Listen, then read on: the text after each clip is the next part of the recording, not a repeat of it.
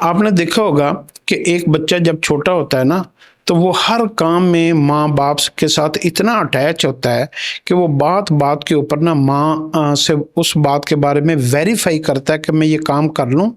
میں یہ کام ٹھیک رہے گا۔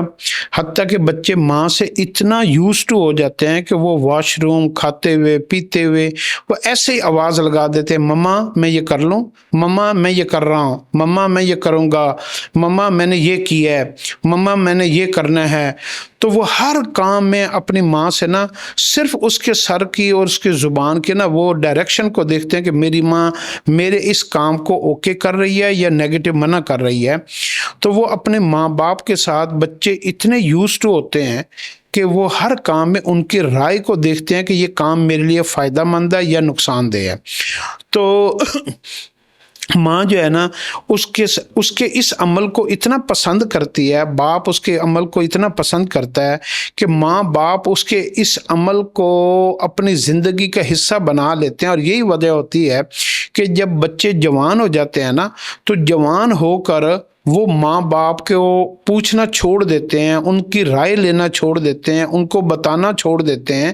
اور ان کے ساتھ اپنی ساری زندگی کی جو دکھ سکھ خوشیاں ہیں ان کے ساتھ شیئر کرنا چھوڑ دیتے ہیں۔ تو ماں باپ کو یوں لگتا ہے جیسے ان کی کوئی چیز نا گم ہو گئی ہے۔ تو وہ یہ ایک نا جب بچہ ماں کو بلاتا ہے نا کسی کام کے لیے کہ میں یہ کر لوں، یا جیسے اب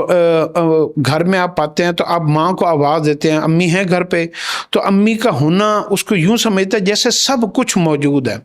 تو میں یہ سمجھتا ہوں کہ یہ ماں باپ کے ساتھ اس قدر جو بچوں کی اٹیچمنٹ ہوتی ہے اور وہ ایک نا دعا ہوتی ہے، دعا کا ایک یہ بھی ذریعہ ہے، یعنی آپ ہر کام میں ماں کو باپ کو شیئر کر لیں، شامل کر لیں، ان سے پوچھ لیں، ان کو بتا دیں اور ان سے مشورہ لے لیں۔ تو یہ ایک صرف دعائیں مانگنا کافی دعائیں نہیں ہوتی اور صرف نیکیاں کافی نیکی نہیں ہوتی۔ اگر آپ اپنی خوشیوں میں، اپنی ذاتی زندگی میں، اپنی جو ہے نا کامیابیوں میں، اپنی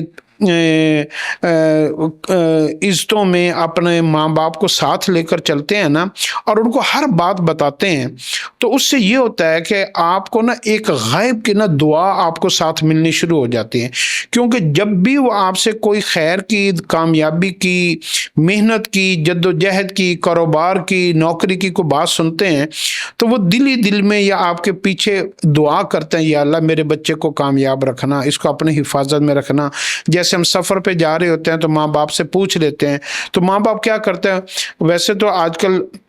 لوگ بچے جو ہے نا جب جوان ہو جاتے ہیں تو ماں باپ کو بتائے بغیر ہی چلے جاتے ہیں، لیکن اگر آپ پوچھ لیں تو اس سے یہ ہوتا ہے کہ ماں باپ پیچھے سے دعا کرتے ہیں۔ تو یہ بھی ایک دعا ہوتی ہے کہ آپ اپنی زندگی میں ماں باپ کو ترجیح دیں، ان کو شامل کریں، ان کو پریورٹی دیں۔ تو جب آپ ان کو پریورٹی دیتے ہیں تو صرف دعائیں مانگنا کافی نہیں ہوتا، دعائیں لینا زندگی میں سب سے امپورٹنٹ ہوتا ہے۔ تو پھر آپ کو ان ہستیوں کی دعائیں ملتی ہیں جن کی دعائیں اللہ کے ہاں کبھی رد نہیں کی جاتی۔ تو اگر کوئی بندہ کہتا ہے نا کہ یار میرے کام نہیں ٹھیک ہو رہے، میرے مسئلے نہیں حل ہو رہے، میری زندگی کے ڈائریکشن رخ ٹھیک نہیں ہو رہا، تو آپ کیا کریں؟ آپ ماں باپ کے پاس بیٹھنا شروع کر دیں، ان کے ساتھ اپنے دل کا حال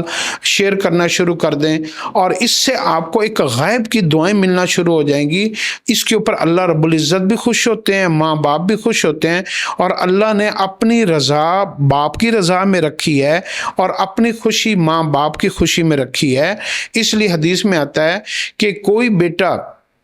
جب قیامت کے دن جب پیش ہوگا تو اگر اس کو لیے کہا جائے گا نا کہ اگر تیرے سے تیرے ماں باپ خوش ہیں تو اس کا حساب نہ لیا جائے، اس کو سیدھا جنت میں بھیج دیا جائے،